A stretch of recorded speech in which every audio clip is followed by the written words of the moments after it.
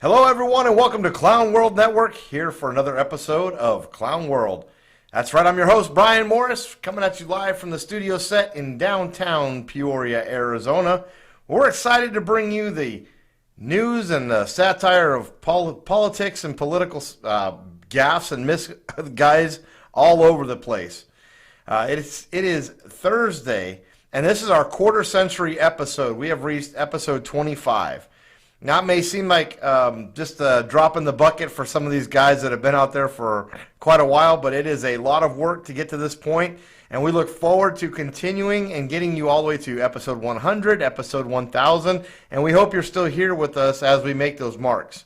As always, remember to like, share, subscribe, follow, tweet, and comment, because your comments are what gives us the ideas of what we're doing for the next day. I get so many stories from our viewers, links to things and memes and things like that. And I have to say I really appreciate it because it makes my job a lot easier knowing that I don't have to be the only one going out there trying to find these stories. There's so much information coming at us every day. And when you send me something, it lets me know that's important to you. And if it's important to you, it'll probably be important to someone else.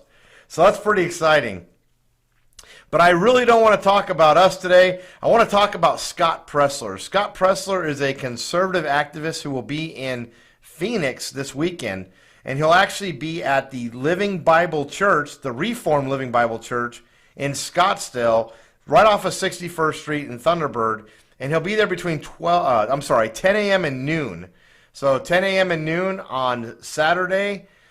It's going to be exciting. What Scott does is he is bringing essentially how to reform politics, how you get involved, how you lobby, how you contact your Congress people and whatnot. So it's important that you know that we're going to be able to bring Scott in. We're going to be able to have him on our show on Monday as part of our Make America Great Again Monday. Now, Scott is just a talented individual, and he is passionate about people. He is passionate about America. So I really hope if you're in the area around 61st Street and Thunderbird that you take a moment to stop by and hear what Scott has to say. We're hoping that it motivates people to either run for office or get involved with everything that is necessary out there. So that looks good. We really hope that we get a chance to, really showcase really just how wonderful Scott is, because he really has a special place in our hearts. We're going to continue to talk about this and post the location, but it's also on our Facebook page. If you go to clownworldnetwork.com, it'll take you to our Facebook page, and the link is right there in the body of it where you can actually sign up to go see Scott. Scott is wonderful. What's not wonderful is California. So just when you thought you've heard it all, you knew the next craziness would have to come out of California. It just continues on and on. Everything from, turning the power off on small businesses that are trying to make their way to now saying, hey, you know what? Earlier this month, state officials from the Attractions and Parks Association, you kind of guess what that's dealing with. You've got a lot of attractions, big attractions, including Universal Studios and Disneyland, the little place called Disneyland, that's really been hindered by the COVID restrictions. Well, they announced theme parks, sports games, and outdoor events could resume at limit capacity beginning April 1st. That's exciting for all the people that have really wanted to go take their family on vacations, provided the county the park resides in has reached the red tier in their state's reopening criteria. Now, remember, California has had some of the most draconian mandates regarding COVID, and they also have some of the strictest guidelines for how they tier out what's acceptable and what's not acceptable, making California one of the slowest states to recover. Now, this has got to be putting a state the size of California, with the economy the size of California, in a bind. So let me digress. You would already think that if someone's going to a theme park, they understand risk, right? I mean, when you go to a roller coaster, it talks about how you could abort fetuses and you might throw up or you might get dizzy or you might have, and you're entering these rides at your own risk. So they're risk takers. They're people who are risk taking. Well, Now we have to have a new warning label. Not just worrying about all the stuff that they've already warned about. Now you have to say that you can no longer scream while on the ride. That's right. California's reopening. No screaming on the roller coasters. Okay? So don't get too excited about the parks opening up. You know, you got to do like the golf clap or the golf scream. But the idea is I wonder if they, if they will have photos of you with the scene of the crime if you're screaming. You know how they take, like that. You know how they take the pictures? Now those people would be arrested for creating a public nuisance and passing off COVID for two reasons. One, they're not wearing their darn mask. And two, they're just having too much fun.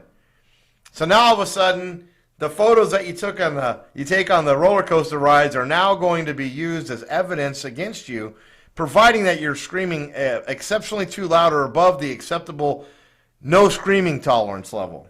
This is amazing to me. California just can't get any crazier. Just when I think I've heard it all, California comes out with something new. It's okay though, because you can go online and you can print your face smiling, or you can do a custom mask, and you can take your mask with you so it can show people how enthusiastic you are. So, there you go. You can print your own face. You can print your, a clown face. You can print your friend's face. You should also print frowns, so if you have a bad ride, people will know that it's a bad ride. But that's the cool thing about these masks, right? Is they can capture all the emotion for you. You don't even need to have emotion. In fact, you can ride the roller coaster like this, and nobody will know.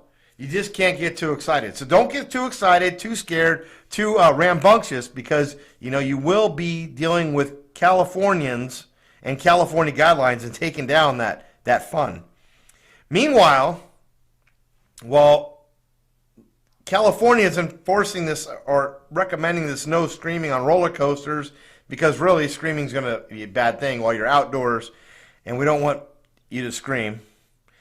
American Airlines say they are looking into an incident where John Kerry was spotted maskless. Well, we all know that rules are not for the elite. Rules are not for the politicians that have enforced them or talked about them or brought them to light. The rules are for you and me. They're not for thee. What do you think? I've been on a lot of American Airlines flights, a lot. And if I drop my mask for too long to eat popcorn, now that's my gig, okay? So I go buy a big bag of popcorn, and I sit on my chair, my little happy chair, and I open up my big bag of popcorn, and I've got a big bottle of water, because when you eat a lot of popcorn, you get thirsty, and I eat one kernel at a time because I don't like wearing my mask, and that's my way around it.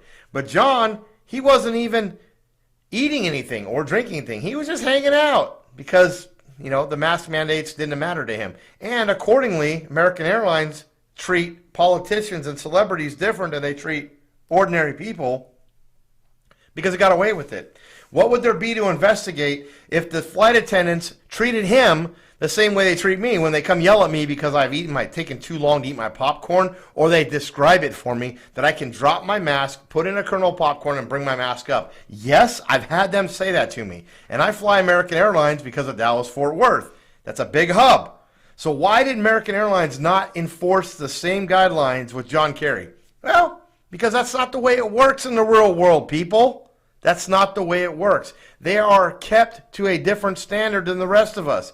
And American Airlines attendants and pilots and staff know that if they do something, that it could affect them. So these people have way too much power. They don't even have to go through the same thing. And American Airlines is freaking strict. I'm telling you that. But we talk about we've had so many instances where Kamala has been involved with being touted as the president. She's handling all the foreign dignitary calls. Last night on our show, we featured the Irish president actually calling her President Harris. But what do you think about the fact that Joe Biden slips up? The guy who's supposedly the president of the United States. Don't you think he would know that he's the president and Kamala's the vice president? That's a little more than a slip up. Okay, so there's a little confusion here. Today we feature Joe Biden giving a speech Yeah, you know his speeches. He's got a teleprompter. He's got something in his ear, and he's told what to say. Somebody tells him what to say. He's not up there just freestyling it. He's not up there going off his own thoughts. He's got it right in front of him in big, like 90 print, bold type. He's got it in his ear. They're reading it to him as they go. All he has to do is spit out or regurgitate what he's being told. So he was making current comments on the current state of vaccinations, touting his 100 million in 100 days. Because President Trump, who they said would never have a vaccine by the year in 2020, got the vaccine so that President Biden could tout his 100 million vaccines in 100 days. It's not because of what Biden did. It's because of what Trump did. But while he's touting it, just listen to this. President Harris and I took a virtual tour of a vaccination center in Arizona not long ago. One of the nurses on that tour, injecting people, giving vaccinations, said that each shot was like administering a dose of hope. Come back to me anyway. A dose of hope. So did you hear it? I'm going to play one more time. Go ahead and play that again, Lauren. Now, when President Harris and I took a virtual tour of a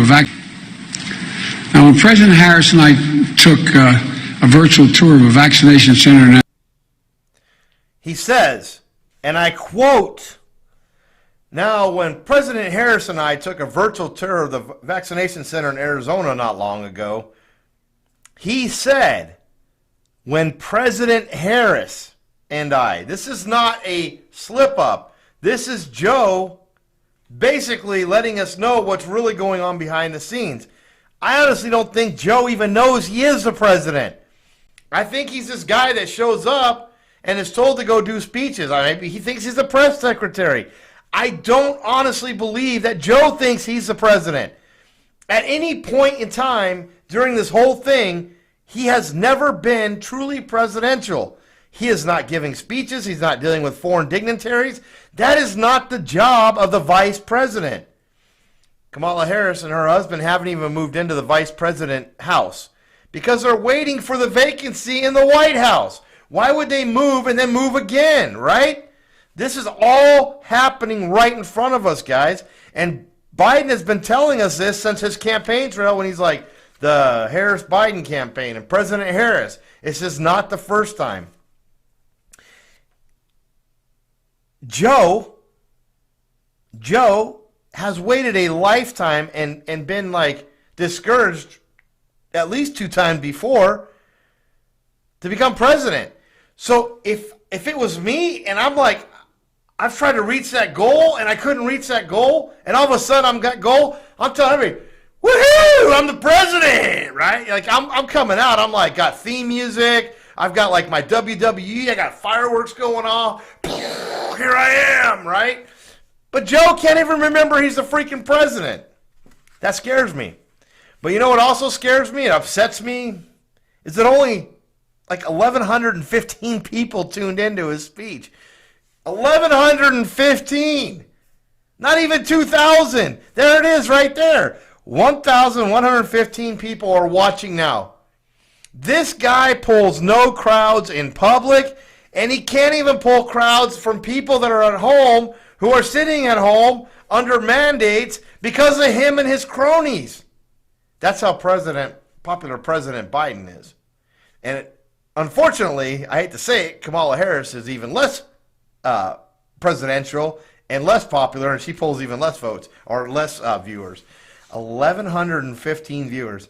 Find me, I challenge you, if you think I'm full of shit and you want to just totally discredit me, find me anything that Trump said, because whitehouse.gov have everything recorded. Find me anything Trump did that he pulled less than like 15,000 viewers. 15,000, and Joe can't even pull 1,115. Again, I say it. 81 million people supposedly voted for this man. Where are they? Where are they? They're not at work. They're sitting at home. They got time to watch. Why wouldn't they support the guy that they believe is the better candidate? They made a statement. And really, I didn't see anybody celebrating. There was more people that were upset when Hillary lost than there are excited about Biden winning. Think about that. Put it in perspective. Hillary lost. All we had was mass videos of people crying and freaking out and talking about how the world was going to end and how Trump was going to burn America and we're going to be a warmongering. But where's the videos of all the fabulous Biden supporters? If you could find that many videos of people who were devastated by a Hillary loss in 2016, and she only polled 65 million. Remember that. Where are the videos of Joe Biden, who's not even sure he's president? Where are the videos of the 81 million viewers that are celebrating in the streets, beating the orange man? The reality is they don't exist. And you know what their supporters will say? Well, that's because we're too dignified. We don't have to celebrate. Really? Okay.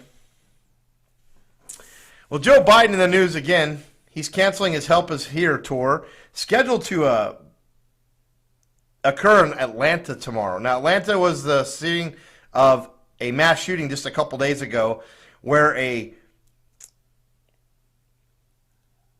sex-addicted, I'm trying to figure out the best way to put this, a sex-addicted sex fiend who had frequented massage parlors went on a rampage because he looks at massage parlors as a conduit for his addiction. But Joe postponed the event and will meet with Asian American leaders instead in light of this shooting because they're really promoting this whole thing about racism. The idea of racism is better news and is more important than the Help Us Here tour, number one.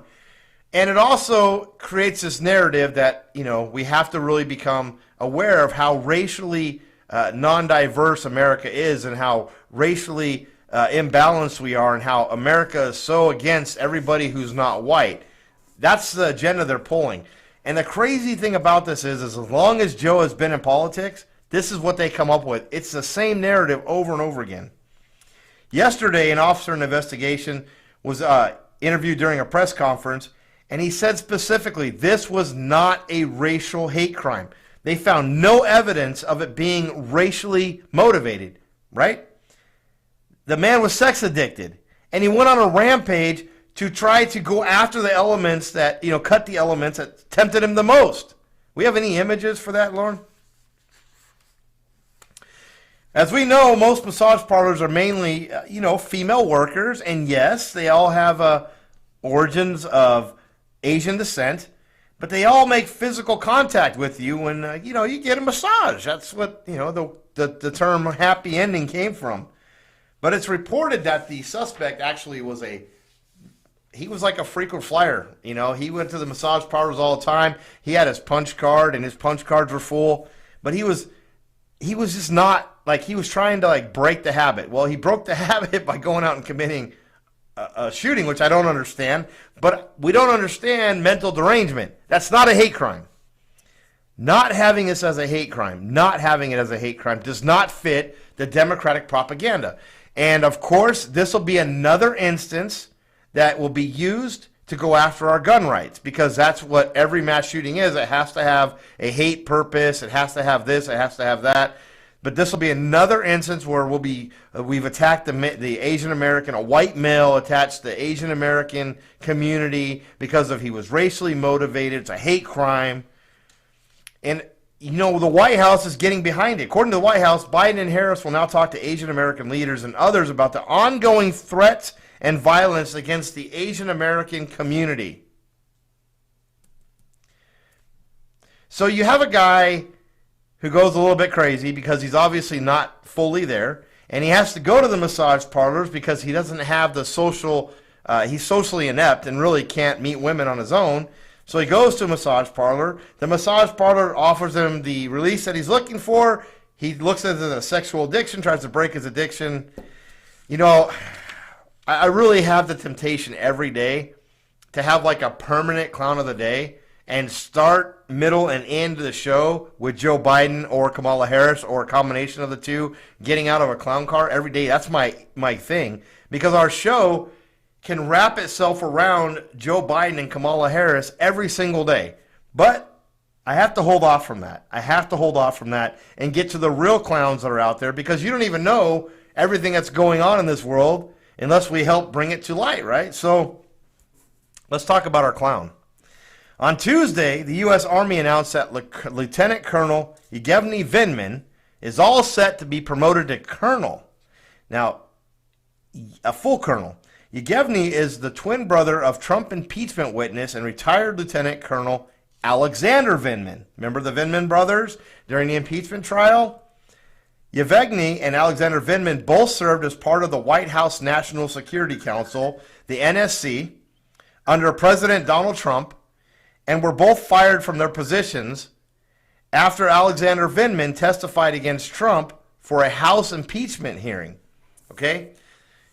In November of 2019, Alexander Vindman testified that he was concerned by a July call between Trump and Ukrainian President Vladimir Zelensky.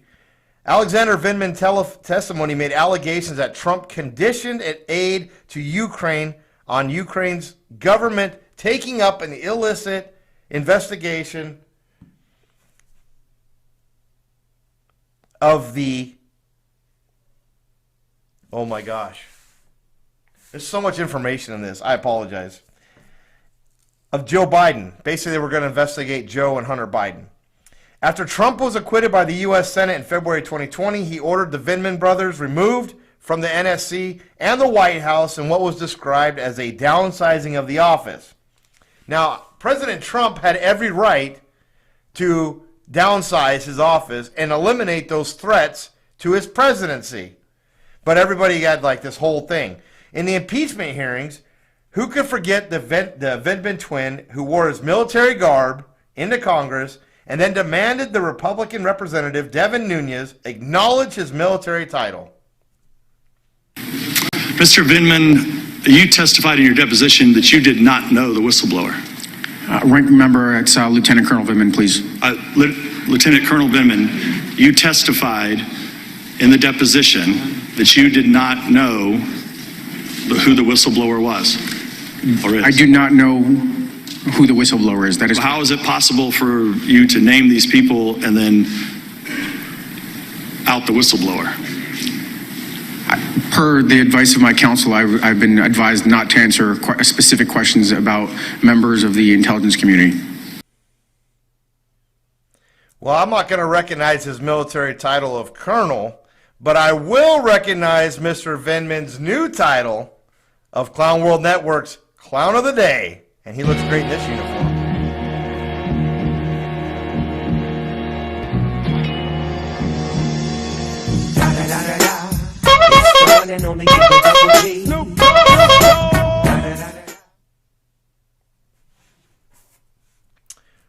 We've got another great story coming out of Texas. It feels like I'm just like in this rotation. I've got Biden, Harris, and Texas. Well, our friend, Terry Lynn Wright, the 65-year-old woman who was taken down in a Bank of America in Galveston, Texas earlier this week, is at it again. Now, Terry has got to be one of the most viral anti-maskers that we've encountered yet. So she was tackled and charged with trespassing going into a Bank of America because she refused to wear a mask. Well, it looks like Terry decided to actually up the game a little bit because she was taken into custody again yesterday, this time at an Office Depot. Terry is just not compliant. She's just not following the compliance mode. Poor lady. She is awesome, by the way. But Texas City Police at an Office Depot took her into custody just days after her arrest on criminal trespass and resisting arrest charges. According to police, Terry was asked to leave the store by employees for refusing to cover her face. That's what we call an anti-masker, right? She was taken into custody on warrants related to Galveston incident. They didn't actually charge her with any additional charges at Office Depot because Office Depot really didn't want to get involved in the viral thing. But I think Terry's pretty freaking awesome. Here's a woman who is standing by her convictions, and she's not afraid to do it. Hey, if I go into some place and I am not going to be masked, I refuse to be masked, and I refuse to be silenced. My saying, no mask desired, so no mask required. Say it with me. No mask desired, so no mask required. That is how I've been living this whole thing. And the only time that I get on a mask kick is when I'm flying on the air. In fact, I don't wear a mask anywhere I go. The only time I do is so that I'm going to see my kids. I'm not going to allow my own personal political feelings about these masks interrupt my seeing the kids. So I will wear my mask on American Airlines, get my big bag of popcorn, and take the abuse because I'm not John Kerry or anybody famous. I'm just some jackass guy on this Clown World Network exposing all of the things that are out there in this world. You know, we've got a lot of work to do in this country, and if you're not seeing the repetitive stories that are out there, we've got these places that are super extreme. The fact that you can go to a theme park, supposed to be the happiest place in the world, and be worried whether or not you can scream too loud or not is really pathetic. The fact that you can't go places without worrying about whether or not your mask is on properly, and it's above your nose, not just on your face, that it conforms to whatever mandates they want to give you. We need to move on and get over this. You notice we're not getting the COVID numbers every day, right? I want you to think about the changes that have already started to occur. We're not getting the mass COVID numbers. The media is not talking about COVID deaths. It's really not even news anymore. It's really not even news. It changed that quickly. Remember when Donald Trump said one day it's just going to go away? We're seeing that transition as it is. But yet some of these cities are refusing to acknowledge that COVID is either under control, non-existent, or vaccinated into a position where it's not going to be harmful. Now, do I think people get sick from COVID? Absolutely. Do people get sick from cancer, the flu, heart disease, diabetes, Parkinson's, dementia? Yes, people get sick from things that cause illness. Do I think people die from that? Absolutely. But do I think we need to restrict our lives and totally give up our freedoms because of a disease that we fully don't understand, and we're taking guide from a government that fully doesn't understand it and can't decide which way is up and which way is the right way to go? Yes. I think we need to be more intent on paying attention. And that's why, going back to Scott Presler this Saturday in Phoenix, Arizona, Scott, I'm going to have to say that I'm your unofficial sponsor of this event. But I really am excited about meeting Scott. Scott's been kind of like a conservative hero of mine for the last few months, and I know Lauren really likes him, so I have to kind of give him the credit. But Scott is an amazing orator. He's somebody who speaks very well, and he has a lot of great ideas, and he's really got great ideas on how to get people involved, and that's the most important thing. On that note, we'll look forward to hanging out with you tomorrow night, which is Friday. And if you notice, we're starting to keep our times right between that 8 to 9 time frame. So we're settling in on our time slot to try to make it consistent. So you know where to find us Monday through Friday right here at Clown World Network. Remember, as always, be good to each other. Know that I love you. We'll talk to you again real soon. And always be safe because it is a clown world out there.